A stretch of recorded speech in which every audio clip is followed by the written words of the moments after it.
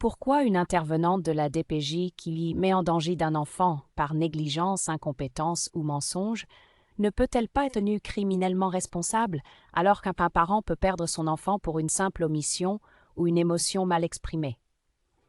Une mère débordée qui oublie un rendez-vous médical, un père qui hausse le ton ou un parent qui ose contester un suivi mal fondé risque un retrait, pendant qu'une intervenante qui falsifie des notes, ignore des rapports ou pousse un jugement biaisé demeure intouchable, protégée par ce qu'on appelle l'immunité de bonne foi.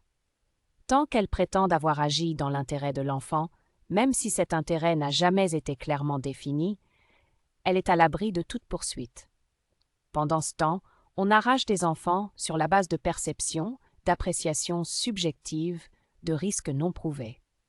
Et quand une erreur est commise, le silence institutionnel l'enterre.